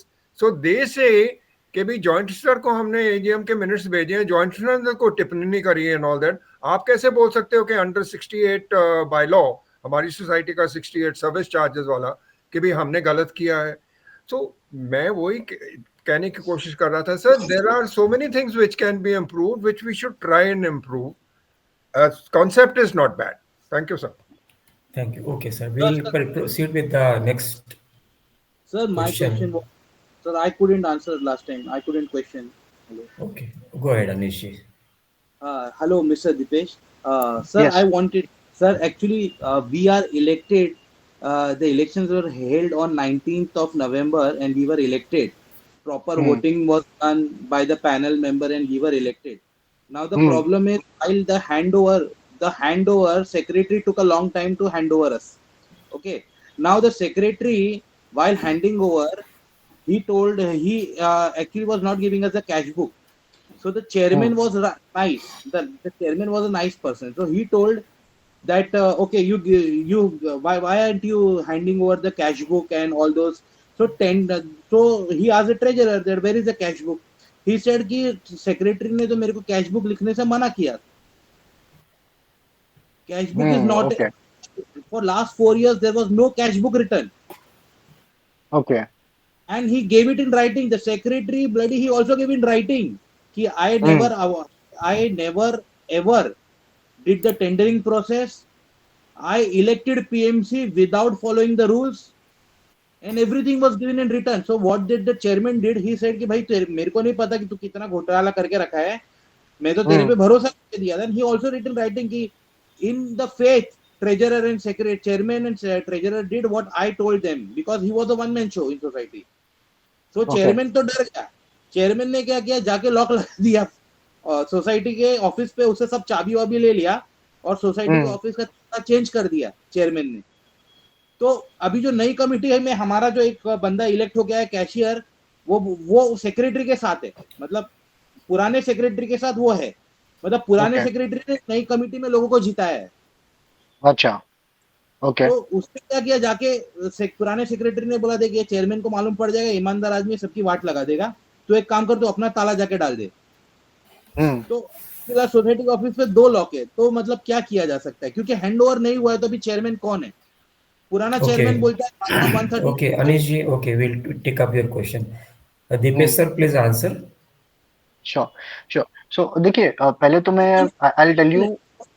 So 1 minute, yes sir, 1 minute, so just 1 minute.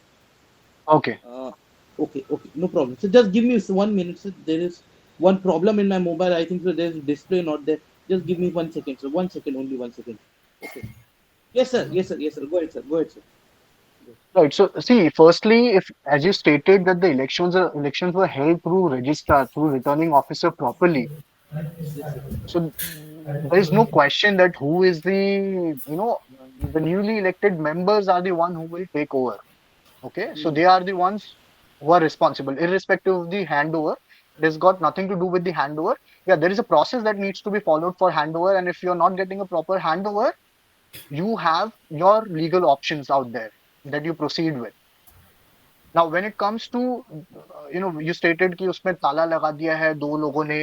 सो देखिए, पहली चीज तो ये होगी कि वो amicably हो जाए तो बहुत अच्छी बात है, बिकॉज मुझे नहीं समझ में आ रहा है कि यहाँ कोई बाहर वाला है। बेसिकली आपके मेंबर्स ही हैं जो पुराने हैं और नए हैं। पुरानों को पता है कि उन्हें ऑफिस छोड़ना ही है और नए आपको हैंड ओवर लेना है। हाँ, आप अपनी प्रक्रिया फॉलो कीजिए, आप अपना चेकलिस्ट रखिए, आपको पता होगा कि आपको हैंड ओवर के समय पर क्या क्या डॉक्यूमेंट्स चाहिए। वो आप प्रॉपर राइटिंग में लीजिए कि आपके पास क्या आया है और क्या नहीं आया है, और जो नहीं आया है वो प्रॉपर प्रॉपर पेपर वर्क पे होगा वो चीजें। और रही बात ये जो लॉक वाली आप कह रहे हैं, ये मैं समझ पा रहा हूँ एमिकेबली बहुत ज्यादा अच्छा होगा। अगर ये एमिकेबली नहीं होता है तो मुझे लगता है हेमंत सर आंसर कर पाएंगे कि उसमें कोई क्रिमिनल प्रोसीजर या और कोई प्रोसेस हम फॉलो कर सकते हैं तो। Yes, Dipesh, the new person should have not taken the charge if all the documents were not given over. And then he had to report it to the authority and even to the police right, station. But right, if there was not done, that means the new committee are not aware of how to run the society. Of the Anyway, we process, will right. take the next question by Mr. Anil Verma. Mr. Anil Verma, please.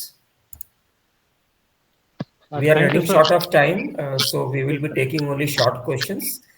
And I'll request Dipesh also to answer in a very short time. Thank you. Sure sir. Verma sir. Yes, sir. Thank you very much. Unfortunately, Dipesh ji, last 10 minutes I could not hear your this thing, but आप जो initially बोले और मैं सब सुना तो मुझे लगा आप मेरी सोसाइटी के बारे में ही बता रहे हैं. Everything was ditto. Total manipulation by the builder and with his henchmen in the provisional committee. और उन्होंने फिर हमारी जब इलेक्शन रखा ऐसे ही रखा AGM में, तो मैं खड़ा रहा because I had a few little knowledge, ABCD थोड़ा नॉलेज था, तो they did not want to come with me. तो उन्होंने फिर यही सेम किया, सेम जो आपने बोला. फिर बाद में वो लोग नहीं कंप्लेन किया कि सर इलेक्शन प्रॉपरली नहीं होल्ड किया था. उसके बाद आई हैड एन एक्सीडेंट. तो अच्छा, I came for 1 year in the committee as a chairman. तो पहले के कमिटी ने सिंकिंग फंड, रिपेयर फंड कुछ सेव नहीं किया था, तो मैंने वो रूल्स के हिसाब से सेव किया, तो it came to 12 lakh. Actually 10 lakh save करना था, बट फॉर्चुनेटली 12 लाख बच गया. तो उसके बाद क्या हुआ कि उन्होंने फिर ये कंप्लेंट किया कि इनको किसी तरह हटाओ, क्योंकि मैं बिल्डर के ऊपर भी मैंने 2 नोटिस भेजे थे, लीगल नोटिस. तो builder had to remove me. And you know that 90% people in committee do not just open their mouth. Also in society also they don't open their mouth, क्योंकि किसी से बुराई नहीं चाहिए उनको, सबसे अच्छा रखना. राइट। तो अभी उन्होंने क्या किया कि अभी अनिल वर्मा को कैसे दूर किया जाए, तो ये कंप्लेंट किया. तो एडमिनिस्ट्रेटर बिठा दिया. Builder spent his own time and whatever thing to put administrator in my society for 2-3 years. Or administrator was appointing during period of lockdown. Okay, हमने एक ईमेल भेजा कि sir please confirm to Kedari Jadhav joint register कि administrator आपने appoint किया है. But of course we never got a reply. Subsequently, after lockdown was it became light, I went to Kedari Jadhav कि sir आपने कभी जवाब नहीं दिया मेरे ईमेल का टू वेरीफाई. बोलते हैं हम लोग ईमेल पढ़ते ही नहीं वर्मा साहब. तो मैंने बोला सर आप थोड़ा एजुकेटेड लोगों को रखो ना ऑफिस में, थोड़ा हम लोग के लिए कन्वीनियंट होगा.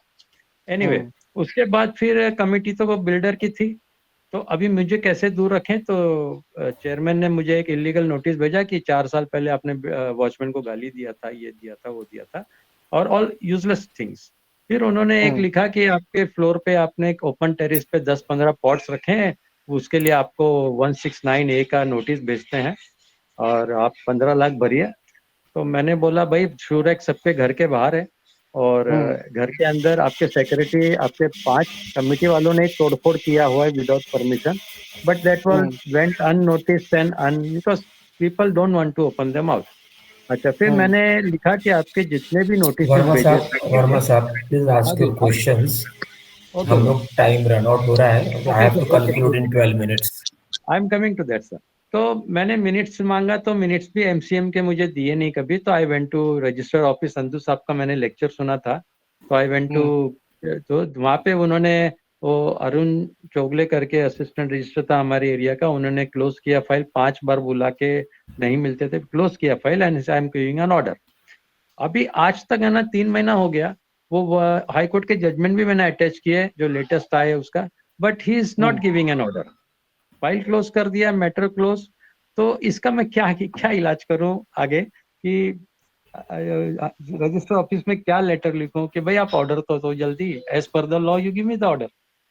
तो अनिल जी, आप ये कह रहे हैं कि आपको वो डॉक्यूमेंट्स नहीं दिए गए हैं, राइट? बिल्कुल सर, जो और आपने बहुत कुछ सारी मांगे चीज हैं। है सर, बहुत कुछ। रेसिडेंट लेटर मांगा था to make passport, senior citizen card, वो भी नहीं दे रहे। दे डोंट रिप्लाई टू हाँ, any of my emails and और लेटर्स। ये आप बात कर रहे हैं आपके रजिस्टर ऑफिस में ही बात कर रहे हैं, या आपके सिर्फ कमिटी आपको Yes रिप्लाई sir, नहीं दे रही है? I have given all this in writing to the register, कि मेरे को व्हाट्सएप ग्रुप से भी निकाला है, क्योंकि मैं बहुत सवाल पूछता हूँ, उनको अच्छा नहीं लगता है जवाब देने, और ये राइट, सब। Right Anil ji, right, right. देखिए, मैं इसको शॉर्ट में आपको आंसर कर देता हूँ कि ये जो छोटी चीजें हैं, व्हाट्सएप में ऐड नहीं करना और ये सारी चीजें, ये सब का मैं आपको कहूंगा कि बहुत ज्यादा महत्व नहीं रखता उनके नजरों में, और आपको ये वहां करने की आवश्यकता नहीं होगी। और आपने जो डॉक्यूमेंट्स से रिलेटेड बात की है, मैं आपको बताना चाहूंगा कि एमसीएस का एक्ट है 154B और उसका सबसेक्शन है, हेमंत सर ऐड कर देंगे वो। मैं ये प्रतीत करता हूँ कि आप वो स्पेसिफिक सेक्शन के अंदर ये डॉक्यूमेंट्स मांगिए सोसाइटी से भी, और सोसाइटी रिस्पॉन्ड नहीं करती है। आपने वो सेक्शन पुट अक्रॉस किया हुआ है? यस सर, ठीक है, सेक्शन पुट अक्रॉस किया है, उसके बाद भी आपको रिस्पॉन्स नहीं मिला है, तो फिर आप नेक्स्ट उसी के अंदर एक दूसरा सेक्शन है जिसमें रजिस्ट्रार को एक्शन लेना है। हाँ, 23, 27 all that I have put। हाँ, आप कह रहे हैं उसके बाद भी एक्शन नहीं हुआ है? नहीं ले रहा है, वो डिसीजन नहीं दे रहा है। फाइल क्लोज कर दिया मेरी कंप्लेंट का, बट डिसीजन नहीं दे रहा है। राइट, सो देखिए, फिर एक जैसे कि हम सभी ने हेमंत सर के ही इसमें सुना हुआ है, सिटीजन चार्टर करके एक होता है जिसमें स्पेसिफिकेशंस होते हैं कि कितने समय में एक पर्टिकुलर चीज के लिए कार्रवाई करनी है, और वो नहीं होती है तो फिर हमें वो नेक्स्ट अप्रोप्रिएट अथॉरिटी को पुट अक्रॉस करना है, वो टाइम स्केल जाने के बाद। कि उस पे आप देखिए, उस पे ऑफिस में जाकर के तो ऐसा है कि आप अगर रिस्पॉन्स नहीं है तो फिर नेक्स्ट स्टेप आपको जाना पड़ेगा। ठीक है दीपेश जी, we will take up the next question. There are other people also waiting. Somebody has joined with the name of unknown. Mr. Unknown.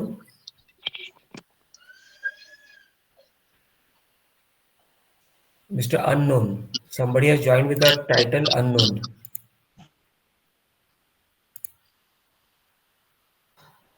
Okay. I guess I'm not able to hear. Okay. Next question is by Eugene. Eugene.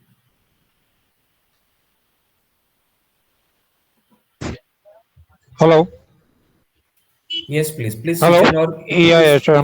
Yeah. I got a very short. Yeah. Please Okay. switch on your video first. Yeah. Because am I okay? Okay. Okay. My question is very simple. Okay, we have a managing committee which was elected and completed 1 year, and the mismanagement, whatever we discussed on this call by the advocate, is all a replica of what is happening in the society. Now, I've put across many letters quoting the bylaws also, and I've also approached the registrar for P ward, which is in Kandivali. Now, so many letters, to my count, it is about 8 or 10 letters of SGM not being held, AGM not being held, the amnesty scheme not being adhered to, conveyance deed not being done for the society. We are on the crux of a redevelopment. None of the process are being followed. The complaints of the members are not being responded within, given time. Sinking fund has been taken out without the approval of the committee as well as of the members, and no SGM called. And all these things, the secretary is not responding to my letters, and neither is the decision taken from the registrar. Now it is almost like over 2 months that I've approved the registrar office. So how do we go about it, and what are the next steps that I can take against the secretary or the committee, or make the registrar to take a decision? Okay, Eugene, let me quickly answer this here. See, firstly, you have combined too many things together. So, you need to really segregate. So you can't put, petty issues while you are raising complaint to the registrar. Ideally, they don't respond to such, petty issues, or maybe something wherein you say that SGM, AGM is not called for. Those are administrative compliances that they have defaulted on. But if there is a major issue wherein they have, say suppose there's misappropriation of funds. I'm just giving an example. So you take up under MCS Act, you take up the proper section and you put it point by point the specific thing that you want the action to be taken on. You do not mention the other things, petty things, like what we discussed, that they have removed you from WhatsApp group, or they are not responding. If they're not responding, if you're asking something specific, so say if you're asking for some documents or some queries, if they are not answering that, you put it under specific section and then you take it to the registrar. Don't combine everything together. They are not going to respond to that. They get hundreds of such letters that they put aside on daily basis. Okay, our next question is by Shakshi Tambe.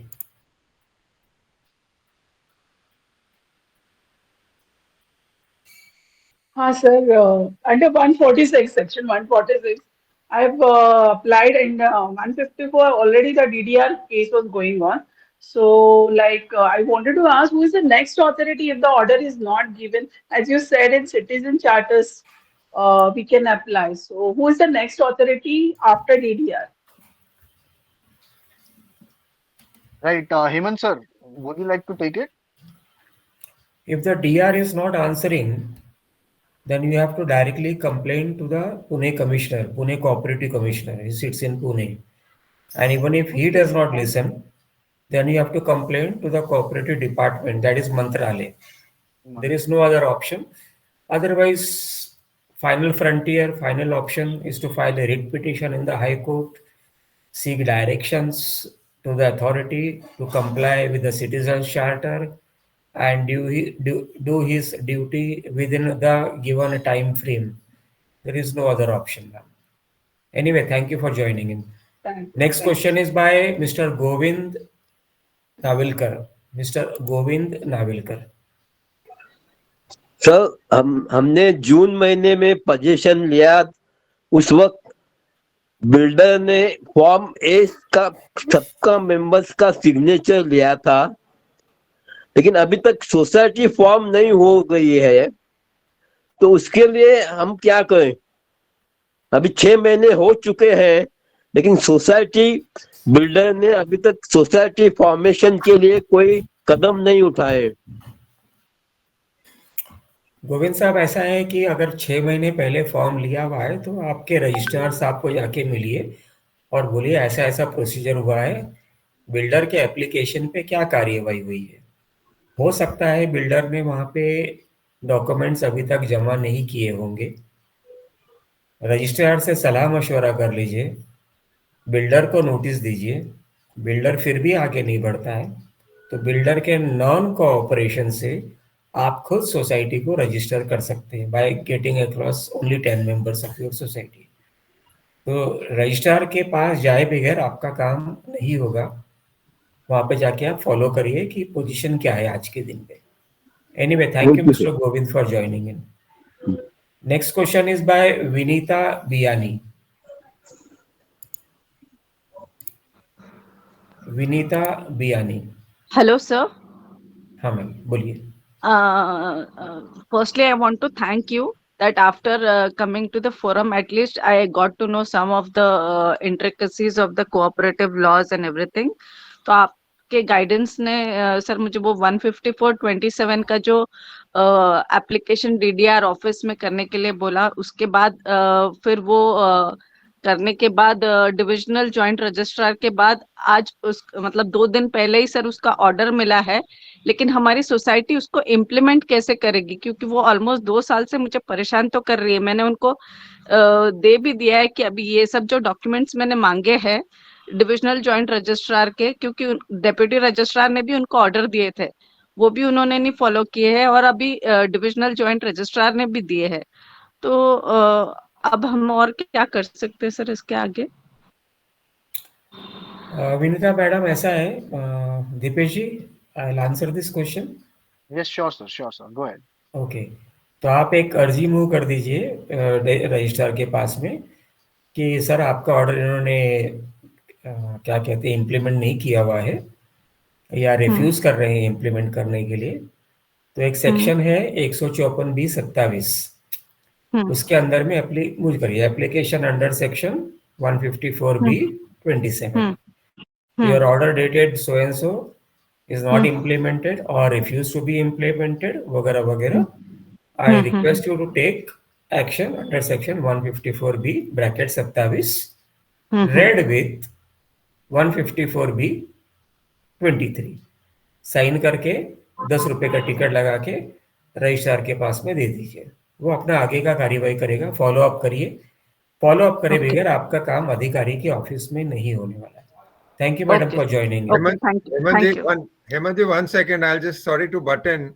Yes sir. मैं इनकी जगह होता, विनीता की जगह, तो मैं तो 146 लगा देता जॉइंट रजिस्ट्रार के सामने for not complying to the joint registrar and divisional registrar's office order, because this is ये उल्लंघना है sir. This is a offense under 146. Yes sir. Okay sir. Now we'll take up next question by Mr. Anup Kumar. Mr. Anup Kumar. Sir sir जैसे कि अभी इन्होंने बोला है कि बगैर ओसी के सोसाइटी रजिस्टर होगा, तो क्या बगैर ओसी के सोसाइटी रजिस्टर पॉसिबल है? यस सर, 100% पॉसिबल है। खास करके मुंबई शहर में 50% से ज्यादा बिल्डिंग की ओसी नहीं है और 40-50 बरस से नहीं है, फिर भी सोसाइटी रजिस्टर है, शांति से या अशांति से। नए केसेस में एवरीवेयर नए ओसी होना जरूरी नहीं है।